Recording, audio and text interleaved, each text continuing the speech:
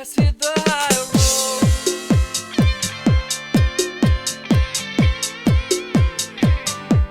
Let's hit the high road.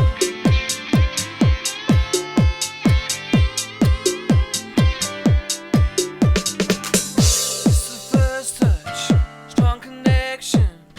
It lays deep in your soul. Feel the kindness strongly coming. Hi, this is Nancy Urel, and welcome to High Road to Humanity. And I have a really great lady here today. Sandra Smith is here, and welcome to the High Road, Sandra. Thanks, Nancy. I'm happy to be here. I'm happy you're here. You guys, we're going to be talking about Enneagrams, the map to your deeper self. And she's just come out with a new book, Living Beyond Your Type.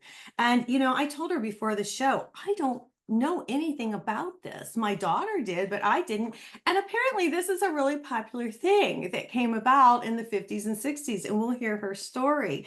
But if you guys don't know, the Enneagram Map is your deeper self. It's an invitation to see yourself as more than your personality type and engage in practices that liberate you from automatic patterns. Okay. So she's a certified narrative Enneagram teacher, and she's taught this internationally as a tool for personal, professional, and spiritual development for over 22 years. So we are really grateful that you're here today to talk to us.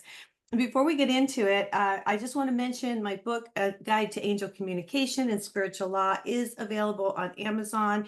And Sandra, it's just, I teach people how to connect with spirit, with the earth energies, with their own guardian angel. I go through the spiritual laws. I tell my own story in the book too. And I channel Archangel Gabriel at the end to bring messages forth to humanity. So if you want to pick it up, you guys, it is available for pre-sale, Barnes & Noble and at Amazon. Also, I have a new website and I'm doing live psychic readings today, Thursday in the afternoon. I'll be doing it 2 o'clock Eastern time, you guys. You can catch me. That's my little way of giving back. If you have a question, if there's something you want to know about your love life or just your path, you can ask me. I do have claircognizance. I work with the angels and I have a direct little connection here with Source. So I'm happy to bring you any messages. I'm just the conduit that brings in the information for you. Okay, having said all that, let me tell you a little bit about Sandra. She is an MDIV teacher. She's internationally well known. She's a certified narrative Enneagram teacher and an IEA International Enneagram Association. She's accredited professional. Through her business and her work, she offers organizationals, like I said, Enneagram training, public workshops, retreats. And, I just want to hear your story because I didn't know anything about this. I know this has been going on for a while, but you say, I love this. You say in the beginning of the book, in summer of 1991, you saw a t-shirt and it changed your life. It's true. I had been working as an independent sales rep for a corporation for many years, and something in me said it's time to move on. And I was so curious about the divine. And I also wanted to know what I believed and why I believed it. So, with that in mind, I went to theology school at Emory. And in the summer, I had rented my house in Asheville, and I needed to get out of the South in the summer. So I ended up at a ranch in Wyoming in the wilderness. And one morning, the first sentence in the introduction that you just read, Yeah. in the summer of 91, a t-shirt changed my life because there was a participant at the ranch, a guest, who came in with a t-shirt on that said, "Hi, I'm a one." And I said, "Oh, I need to be a one. How can I? That must be the best, right?" And she left an Enneagram book, which I gobbled down, immediately mistyped myself, but Oh, kept reading and kept reading. A lot of people mistype themselves because the Enneagram isn't about behavior. And that's what we're trained to notice about ourselves. okay. Our inner observation, for most of us, isn't that good. So this requires an inward turn to see why I do what I do. Mhm. Finally, I got there and ended up getting trained by Dr. David Daniels and Helen Palmer with the narrative tradition. which is a way of learning the Enneagram through panels of the type. So all the ones come up and they're asked questions and they talk about what it's like to live in the territory, the skin of the type. And so that's how I usually teach. It's quite effective and it really brings it alive. Right. Nancy, in this book, one of the things I did in that lineage is I brought in guest, what I call companion voices. So each of the Enneagram type chapters in part two, two folks are sharing their lived experience of the type. Mhm. Yeah. So there are 9. Ennea is Greek for 9. Right. So what we can say about this Enneagram type, this is not a typology. I mean, you have to know your type. It's so much more. Right.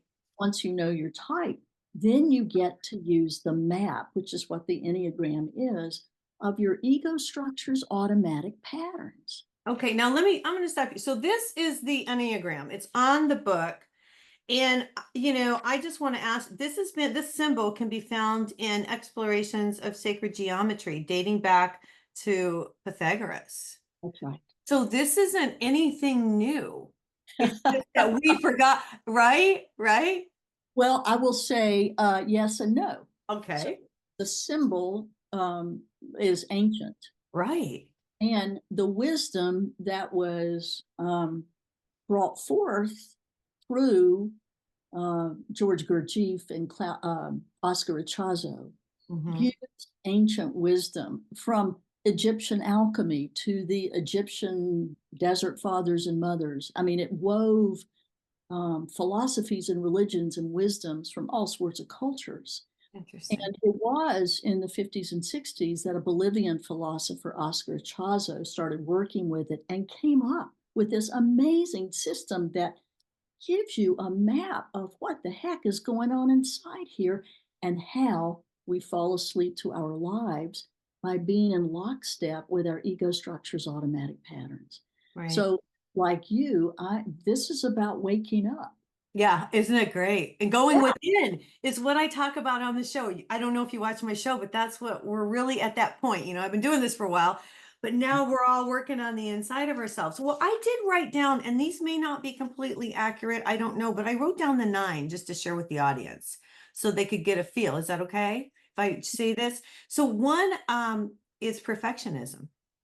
Type 1, and ones will say, yeah, I'm not a perfectionist because they can always see how to make things better. Better. And That's that's a gift. it is. It is. And It- anytime we have a gift and we overuse it, then it becomes a challenge. Correct. And you notice that in other people, like they're over the top. I gotcha. So it's how to balance it, how to keep it. Yeah, Yeah. I love it. Okay, so number 2 I have written down as a helper. Yes, you can say that. Connector. Compassionate They person. really know how to connect with people. I call them in my book the people softeners. Okay, or like an empathic people. They can be empathetic. 9s and 4s and 2s tend to have that. Okay. Perhaps it's a stronger gift than other types. All right. I have 3 as an achiever, a goal-oriented, driven person. Yeah. They're Yeah. very task oriented. They love to accomplish. It's how they relax. Yeah, Okay, and I have 4 as the individualist. sure. Yeah, they like to stand out and be a bit unique or different. Okay, and 5 as the investigator. They are the grand researcher of the Enneagram. I see. Okay, I love this. Okay, 6 I have is the loyalist. Right. 6s are warm. They are insightful and have quite a bit of intuition. And they do tend to be loyal to concepts and ideas as well as others. The move here for that type is to be more loyal to myself than I am to others. There you go. Wow, yeah, and that's a hard one. I had to learn that. Okay. Yeah. 7 is enthusiasm or enthusiastic, I guess. Yeah, they are really the visionary of the Enneagram and the adventurer. So They are seeking, they love the new opportunity, new learning, new experience. So Okay. they're looking to be stimulated. Okay. 8 I have is the challenger. Yeah, some call it the protector, Oh, and it's about protecting self and those they love from vulnerability or harm. okay. And 9 I have is the peacemaker. Right. They tend to maintain harmony. It's the most conflict avoidant type. So I tend to call it the peacekeeper, because Okay. sometimes peacemaking, you've got to engage in conflict to get to peacemaking.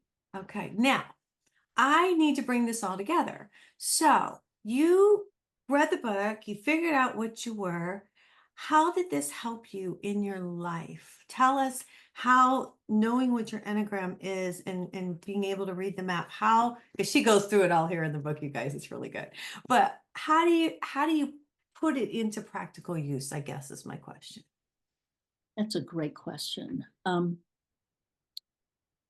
First of all, there's a difference between learning and growing. Right. And a lot of people will pick up Enneagram books or go to workshops because they want to learn more about it. It's fascinating. And Mm-hmm. oftentimes people want to learn more about others than they do themselves. But because this is a map of your internal operating system, the Enneagram is how we take the world in, filter it, and process it. It is not about behavior. Okay. So if I understand that my first placement of attention is on error if I'm a 1, or others' needs if I'm a 2, that's a huge gift because energy follows attention, Right. right? So there are all these components of the ego structure that the Enneagram type has as an architecture of us. And what I've done in the book is brought some of those components forward to talk about strategies and practices that counter those patterns so that we can wake up. Gotcha. I love it. I love Oh, Well, and so it's one within. This is so great. This is coming at such a good time. I want to say this. I interview so many people, and this is coming at such a wonderful time because this will help the people right now so much because we have to go within in order to raise our vibration. We just do. exactly. And it's that inward turn that a lot of people fear. Right. And I think in order to take a deeper dive and turn inward, it takes courage. And what I have found is we also need to have a lot of self compassion because without it, we will not go deep. Well, yeah, we're afraid. It's a fear thing. We don't want to really look at ourselves. But what I've learned, and I'll just share this, and I think I've shared it with the audience, but I'll share it with you today and reiterate. It usually takes something that happens in your life to give you a wake-up call to go within. Either Mhm. it's a death of a loved one, or divorce, or loss of a job. I have felt that, for me, that's what really pushed me to go within was a divorce and the change. I guess it's a change, to really go within and work on yourself and connect. And that really connected me with the divine. And you also talk about that in the book too. Do you want to address that a little bit? Well, part of my shift really was leaving corporate America and going into theology to just really understand myself in that way. Right. I think that adventure to this ranch in Wyoming, I've gone there now about 17 times Oh my because gosh. it's become my heartland. It's where it's this expanse of beauty that expands me. And I find, and I write in the book, my spirituality is quite connected to the land, the trees, the river. The natural world has a lot of wisdom if we'll just pay attention. Right. And Exactly. in such an anxious time all around the world, I'm often telling my clients, go lie on the earth, be Mhm. held by the earth, and let that ground you. Right. Your inner ground by connecting with the ground. Right. Well, I just want to say you do a wonderful job talking about grounding. I was really impressed with this. And grounding is connecting to the earth. And she says the land supports us. And I'm going to tell you, I walk out every day, take off my shoes, and I stand there and I feel the energy coming up through my feet. I talk to Mother Earth. I ask Mother Earth to heal me. I don't know if people do this, but you can be healed by the earth energies if you ask. Yeah. And it brings you fully present. Now, I'm going to read something out of your book if it's okay. Go for it. Because and you do say when fully present to ourselves, we make space to move into recip receptivity, Yeah. meaning we can receive. So if you're not grounded, how are you going to receive is basically what you're saying, right? Right. Okay. So, but this is a story. I love her book, you guys. You got to pick this one up. So, here's what I picked up. I just thought this was fascinating because I'm really into grounding and all of this. And I'm just going to read this. So, as the story goes, a young adult visiting Europe for the first time decided to travel to several countries and visit old cemeteries, many of them on the land of monasteries. Now, after days of walking and feeling the peace of the landscape, she was startled upon reaching one of these cemeteries to find that the engraving on each headstone was only a first name and a certain number of years, months, weeks, or days. The inscription on the first headstone she saw was Joseph, 5 years, 7 months, and 22 days. The next read Paul, 3 years, 4 months, 2 weeks, and on it went. And she wondered if she was in a cemetery for children and approached a monk to ask. No, this isn't a children's cemetery, he said. Each headstone gives the name of a deceased monk and the amount of time he was present to his life. Wow. Because that's when we're really alive. I know. I was like, whoa, this was like huge. I had no idea. Thank you for that. Well, and that's an age-old story that I included in the book, and also in the chapter that you're reading from. It's on presence. That there is a difference in being present and in presence. So I can be present with you. I'm here in my body. I'm focused. But if my heart's not online, I'm not receptive. So once I get present and then I allow myself to soften and be receptive, meaning simply allowing what's coming, then all three of my brains, head, heart, and body, are online and presence arises. Now, when we're in awe, moments of awe, we land in presence because those create a receptivity in us. Okay. And when that happens, Nancy, type, personality, ego recedes. Right. Yeah. And you get me instead of my type. So if I'm not in presence, you're going to get the automatic patterns of my type 8 structure. If I am in presence, you're going to get Sandra. And that's true of all of us. Yeah. Well, and that's why it's so important. And I don't want to sound like I'm preaching, but it's really important to ground every day. And it's really, and be here and be on the earth. A lot of us don't want to be here because life is not easy. It's hard here. It's really difficult, but we're here to learn. And I think people are out of their bodies a lot, And it's funny because all the major religions, especially in the past, they're getting a clue now, but we're talking us out of our bodies. Right. And it's the body that's the container for our alchemy, that shift from fear to love. And if I'm not in my body, it isn't going to happen. Right. So you got to ground. And that's why you did such a long chapter on this in the beginning. I just have to commend you. I just thought that was so cool. I really like that. And you guys, she goes through all the different enneagrams, and then the map and everything in the book. I want to talk about a little bit. We talked about the symbol. And you do say in the book, I like this too, because everybody needs to know no type is better or any worse. Okay. Right. Yeah. So it doesn't really matter, it's just learning what you are so you can work. It's just like one more step to work on yourself. Well, and the more we understand this Enneagram type of ours, then we don't have to reinforce its patterns. Right. That's why we want to learn it. And also in that space where you're reading, to keep in mind this doesn't stereotype people.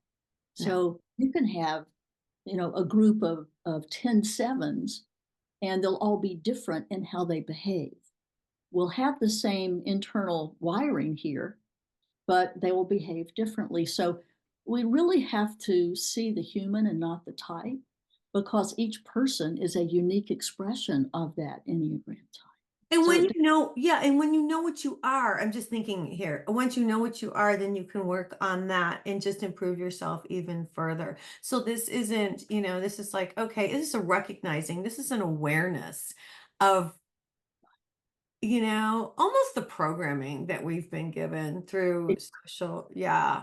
We've all, exactly. yeah. And some of that, Nancy, the ego, some of that's in place when we're born, like nervous system wiring, temperament, energy. You have kids, you didn't get to check off a box and say, well, this is the energy I want them to have. Come in with that. And then by age 5 or 7, family systems and culture does its work. And by age 5 to 7, then this ego structure is in place. Yeah. Well, yeah, And and it's interesting to see kids. I have two daughters, and one is just my oldest daughter is just so mellow. I couldn't believe how mellow she was. And then my youngest daughter is so hyper. I mean, they are total opposites. And so you just have to, yeah, you just never know, like you said, what kind of energy they're going to come in with.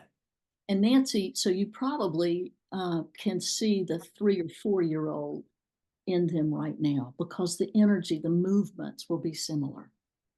Oh, Like when I was 5 years old, my mother had twin daughters, okay. and they were very different in the crib. One was moving a lot, her limbs were always moving, and the other was leaning on her. And Nancy, to this day, I know who's walking down the hallway without seeing them, because that energy is the same. One's more laid back, the other is not. And you're right. They are, yes. Yes. Mm. The one who is more calm is still more calm. Is still, yeah, she's still the same. It's really funny. Yeah, that's really interesting. And I can think about my sister and we were only a year and a half apart. She was more mellow and she was more like, and then I was the more hyper one. How interesting to Yeah, notice that. yeah, it's and that rarely changes. We don't change how we move in the world, really. Samuel Lewis, the founder of Dances of Universal Peace, wrote in one of his books, "If I can change the way you walk, I'll change your life." Mm, Interesting. mm. Very interesting. And so one of the practices that I recommend is, go for a walk and shift the walk. If Okay. you're a purposeful, fast walker, slow it down and saunter. And when you do, how you pay attention changes. Well, yeah, because you have to slow down and smell the coffee, smell the roses, take the time.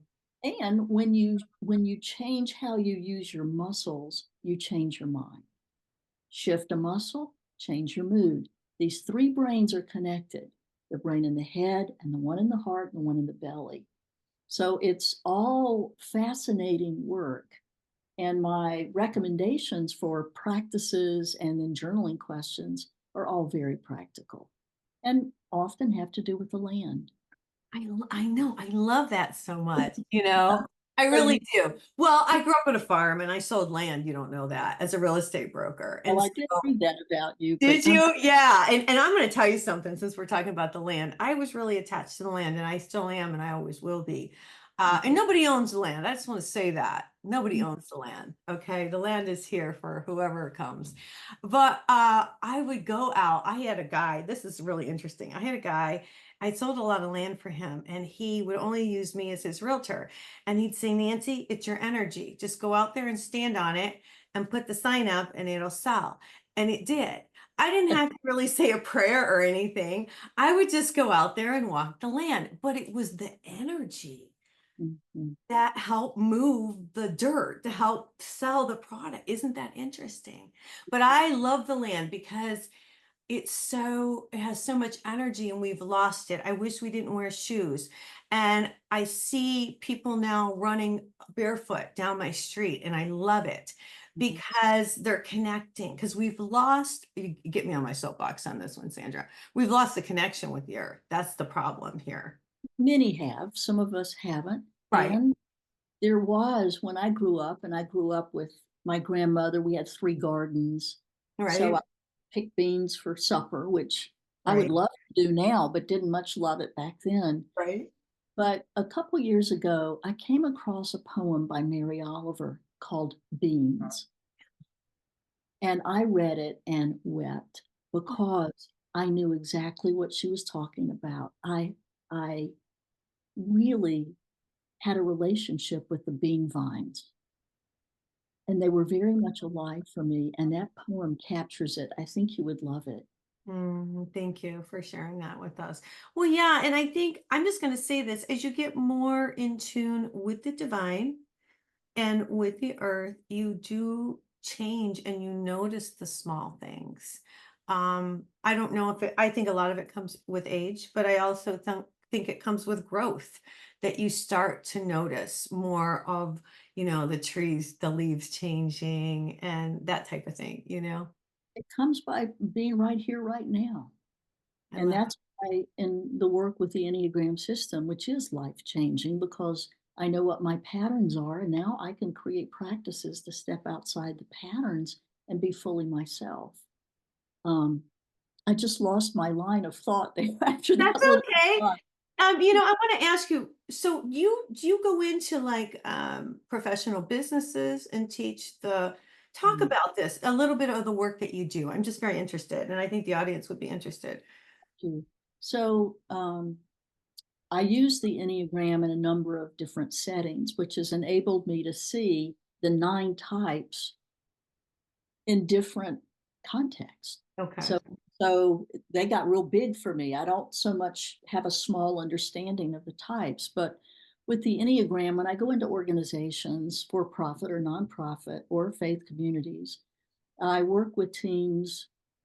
We get what types each team member is, so we know what the perspective is now. We know where they're first placing attention. And we Okay. work with perspective, with communication style, because all 9 types have a particular nervous system wiring. It's that fight, flight, freeze, or assert, withdraw, or freeze and comply. Hmm. And that makes a difference in communicating on teams. And then I work with reactivity and conflict. Interesting. So those are the 3 biggies when I work with teams, and just about anyone, even, rarely do I work with couples with the Enneagram, but I have from time to time. And you can see when 2 people get locked down in an argument, they're locked in their type and they can only see through their filter. They've got blinders on. That's right. And we all do that. But I will say this, and I make the point several times in this book, that we're more alike than different. Mm. So before each of the companion voices in each type chapter, I say, find the little 1 in you and bring that part forward, or find the little 7 in you and bring that forward. Find a part of yourself in this story, because we can. I Mm. mean, we do have all 9 within us, but 1 is our default. It's our comfort zone. It's familiar. And we really, we're set up not to want to leave it. Yeah, that's true. What's comfortable. We don't want to get out of our comfort zone. No. But you have to. And I think I want to say I think that 2020, all the pandemic and all of that really helped. I look at it as a blessing in disguise because it made people go within. Some.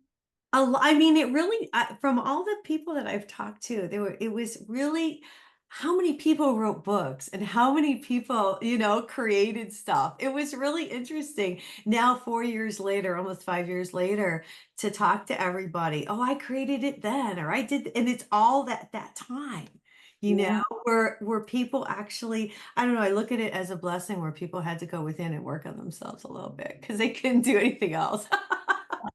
But then there are the working single moms with little ones at home who just didn't get to go into the inward turn because they were trying to keep up with so much. That's So true. it's a mixed bag, but yeah, I hear you. And it Yeah. was toward the end of that pandemic is when I wrote this book. Yeah, yeah. So yeah. Mm. Interesting. So tell us, do you have a story that you want to share with us, like a success story or anything that would, maybe enlighten us, of somebody who has, done this, of yourself, of course, but Well, I think this kind of change, when you're working with neuropathways, which are what these automatic patterns are now, okay. it really takes time, it takes patience, and it takes devotion. Okay. It takes practices, and especially presence practices. Okay. And then you see how your type is moving you. So to be able to observe ourselves is really the first step in determining our Enneagram type and also seeing how it moves us. And once we know the patterns, then we can slow them down a bit. And then at some point, we cannot engage them. Gotcha. So we can change. I mean, that's been proven. Um, and that gives me a lot of hope. And the alchemy, in the Enneagram language, there's a vice and a virtue, and it's that shift. And when, let's say, in moments of awe, we stand in what we call our holy idea or enlightened spiritual perspective. And, my hope is that we can start finding that ground more often, where Yeah. we see reality not from the past, but as it is right now. And that's what we see when we're in presence. You know this.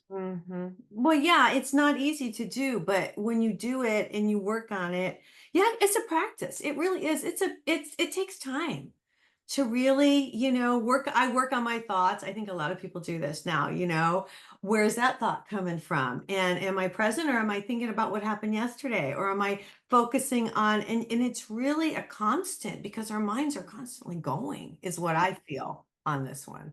Yeah. So in my own type structure, I, as an 8, have easy access to the life force. Okay.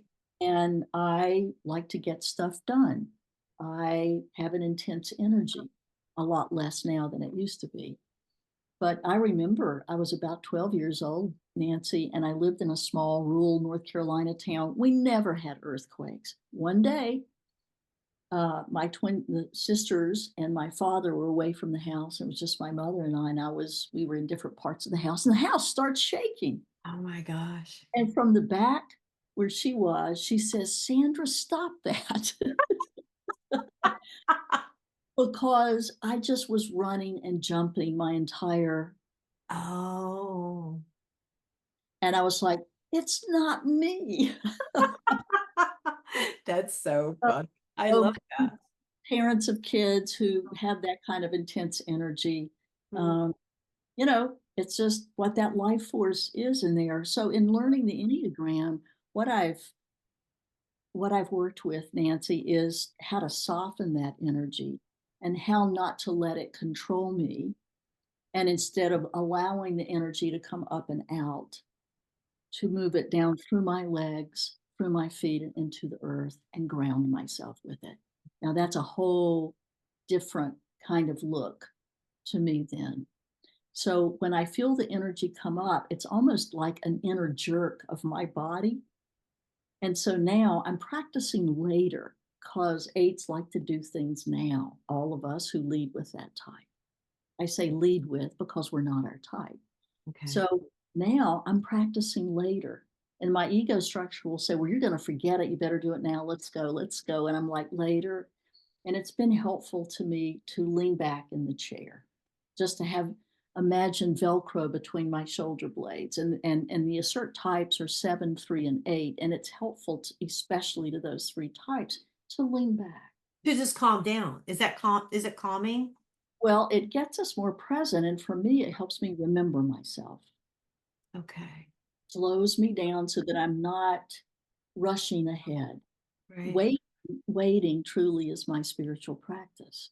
And Mm. so, the last chapter of the book really is about allowing instead of efforting, because efforting is a way of resisting what is right now. And I think I quote the Indian philosopher Tagore, who said, everything comes to us that belongs to us if we have the capacity to receive it. Well, and that's true, and I've started a new website and I'm doing a lot of stuff and I realized I gotta quit pushing. I'm like, so I get so excited. I'm like, oh, I'm gonna do this and I gotta do that. And I'm pushing it out there. And then I realize, oh no, you just need to chill. You put it out there. Now let the universe do its work. And that's to me, for me personally, is the hardest thing to do. Yeah. And there's a waiting involved. You're just allowing, and that's become, Patience. It's yeah, it's the learning of patience, really, because you're manifesting and you're wanting things to occur, but it's in the universe's timing, not in ours. So I can totally relate to what you're saying. Well, I want to know, the book came out. When did the book come out? September 3, Oh my gosh, it's just coming out. 2 weeks ago. Oh Yeah. my gosh. Well, I'm sure you've had a wonderful reaction thus far. I will tell you, it's fantastic. My daughter loved it too. She's like, Um, I want to read it when you're done with the show. so, so the book is in print and it's now an ebook. Oh, wow. And also by mid-December, we'll, I um, lost you there. We lost you there for a second. What did you say, Sandra? yeah, and then in the mid-December, it'll be an audible book. And then next year, it'll be in Spanish. That's fantastic. I love that. Yeah. And I want to mention, and we talked about this a little before the show, and I don't want to get into, I know you can't promote any particular website, but you guys, I know you're going to want to go out there and figure out what your Enneagram is. And what it is, and I'll let you expand, of course, Sandra, you're the expert. It's a series of questions. And you can go online. There's different free, there's some that are paid, there's some that are free that you can find out. Do you want to expand a little bit so the audience knows how to do this? Right. Thank you, Nancy. Yeah, there are online tests. And I just want to mention the caveat here because we can short circuit our own self exploration by taking a quick test. Mhm. And I'd say about 35% of people mistype themselves. Okay. It's helpful if we can simply read about all 9 types and observe ourselves. Oh, Really observe, why am I doing this? What's driving this? Am I someone who saunters and lingers, or am I someone who moves quickly? Just to notice things, but to read an Enneagram book, read about all 9 types. And okay. I will, if you're okay with me mentioning a book that's helped a lot of people discern their type. Of And course. this is my mentor, Dr. David Daniels, who has since died, but it's called The Essential Enneagram by David Daniels and Virginia Price. And in the front of the book, he has 9 paragraphs that you can read. I And I, saw it. yeah, I always tell people just to select 2 or 3 and then look at the answer key and then go and read those types. And Okay. that can be truly helpful. And the other way is to work with a professional trained in doing assessments. That's another way. Now, if someone wants to get in touch with you to do a professional assessment, how do they find you? Well, my website is alchemyworksevents.com. Okay. And these days, I don't have a lot of time to do those, but every now and then I do. Okay. But you find out more about what I do and my work on that website. And also, I have an author page, which you can click on, learn a little bit more about the book. And I'm in the middle of a book tour, just finished up in about 4 cities, and I'll be in Wow. Houston and New Orleans in the next couple weeks, and then I'll be in Boulder in November. So I'd love, anyone who's listening to come and join me. I love it. You guys, it's the Enneagram Map to Your Deeper Self. It's Living Beyond Your Type. It is by Sandra C. Smith. And if you're watching this on video, this is what it looks like. It's fabulous. I'm just so thrilled that you joined us today. I knew nothing about the Enneagram, and I'm just so grateful that you came on to teach us about this today. Thanks for having me, Nancy. It's been quite a treat. Thank Oh, thank you. All right, you guys. Well, we're going to get out of here for today. I want everyone to have a fabulous week. Check out my website if you want a psychic reading. It's psychicforhumanity.com. All right, everybody, take care and God bless.